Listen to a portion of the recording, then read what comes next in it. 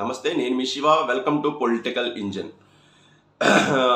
అంటే ఈ విషయం చెప్తున్నానని తప్పుగా అనుకోకండి, కానీ కూటమి ప్రభుత్వంలో ముఖ్యమంత్రి గారి హెచ్చరికలు, ఉప ముఖ్యమంత్రి గారి హెచ్చరికల తర్వాత ఇసుక విషయంలో, ముఖ్యంగా ఇసుక విషయంలో కొన్ని మార్పులు వచ్చినాయి. కొంచెం ధరలు తగ్గినట్లయితే క్షేత్రస్థాయి నుంచి అయితే మనకు నివేదికలు అలాగే వార్తలు కూడా వినిపిస్తున్నాయి. ఏ పేపర్ చూసినా సరే గతంలో ఇసుక దోపిడీ, ఇసుక ఇష్టానుసారం అమ్ముకుంటున్నారు అన్న వార్తలు బాగా తగ్గినాయి. అలాగే క్షేత్రస్థాయిలో నేను కొంతమంది రిపోర్టర్లతో మాట్లాడినప్పుడు, కొన్ని పత్రికలు లేకపోతే టీవీ ఛానల్స్ రిపోర్టర్లతో మాట్లాడినప్పుడు ఇసుక ఇప్పుడు ఫ్రీగానే దొరుకుతుంది, సామాన్యుడికి ఫ్రీగానే దొరుకుతుంది, సామాన్యుడు తీసుకువెళ్ళడానికి అనువుగానే ఉంది, ఉచిత ఇసుకకు యంత్రాంగం కూడా సహకరిస్తోంది అన్న విషయాలు చెప్పడం అయితే నాకు ఆనందాన్ని కలిగించింది. కూటమి ప్రభుత్వం వచ్చిన తర్వాత ఫ్రీ ఇసుక విధానం ఇస్తామని చెప్పారు, కానీ దాన్ని పూర్తి స్థాయిలో అమలు చేయలేకపోయారు. అమలు చేసే విషయంలో కొన్ని నిబంధనలు కానీ కొన్ని విషయాలు కానీ అడ్డుపడ్డాయి.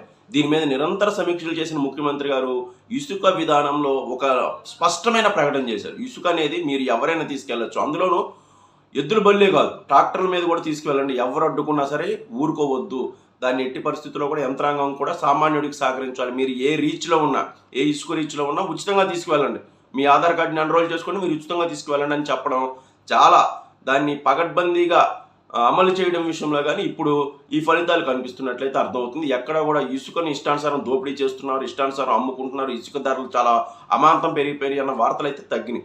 ఇది నిజంగా ఆహ్వానించదగ్గ పరిణామం.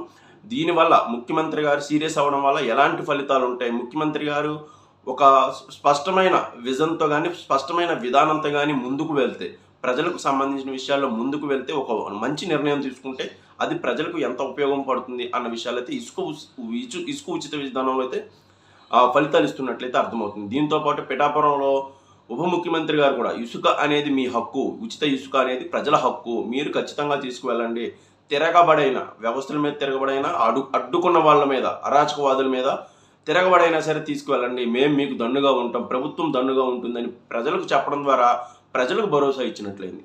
ఒక ఇద్దరు నాయకులు ఒక ప్రజల గురించి ఆలోచిస్తూ, ప్రజలకు చెందాల్సిన అంశాల పట్ల ఆలోచిస్తూ ప్రజలకు భరోసా ఇస్తే కింద స్థాయి వ్యవస్థలో కూడా ఆటోమేటిక్గా రియలైజేషన్ వస్తుంది, మార్పు వస్తుంది. సో ఈ మార్పునైతే ఇప్పుడు మనం చూస్తున్నాం. ఉచిత ఇసుకను చాలా చక్కగా, అంటే సామాన్యుడు అయితే తీసుకువెళ్తున్నట్లయితే అర్థమవుతుంది. దీనికి ఎందుకు ఎంత చెప్తున్నానంటే, ఇసుక ధరలు చాలా తగ్గినాయి. గతంలో ట్రాక్టర్ ధర బయట అయితే 5 నుంచి 6 వేలు ఉండేది, అది క్రమేణా 1500, 1800 కూడా దొరుకుతున్నట్లయితే కింది స్థాయి సిబ్బంది చెబుతున్నారు. ఇది చాలా ఆనందం అనిపించింది. ఇసుక ధరల విషయంలో ఇదే పద్ధతిలో, ఇదే పందాలో ముందుకు వెళ్తే కనుక ఖచ్చితంగా ఇసుక విషయంలో మళ్ళీ ఎలాంటి అరమరికలు రావు. ఖచ్చితంగా దీని మీద నిఘా కూడా పెంచాల్సిన అవసరం ఉంది. ఎందుకంటే దీన్ని ఇలా వదిలేయకుండా ఉచిత ఇసుక ముసుగులో కొన్ని అరాచక శక్తులు మళ్ళీ దీంట్లో పెట్టురేగిపోయి మళ్ళీ దీంట్లో ఈ ఉచిత ఇసుకను వాడుకొని మళ్ళీ బ్లాక్ చేసుకోవడం, లేకపోతే అమ్ముకోవడం లాంటివి జరగవచ్చు, లేకపోతే ఇతర ప్రాంతాలకు లేదా ఇతర రాష్ట్రాలకు తరలించుకోవచ్చు. సో ఎప్పటికప్పుడు నిఘాని పటిష్టం చేస్తూ ఉచిత తీసుకుని ఎవరు తీసుకువెళ్తున్నారు, ఏమైనా బ్లాక్లో దొరుకుతుందా, ఒకవేళ ధరలు పెరుగుతుంటే ఎందుకు ధరలు పెరుగుతుందని సమీక్షించుకోవడం మార్కెట్లో, అలాంటివన్నీ జరిగితే కనుక ఖచ్చితంగా ఇసుక విషయంలో కూటమి ప్రభుత్వానికి 100కి 100% మార్కులు వేయడానికి అయితే అవకాశం ఉంటుంది.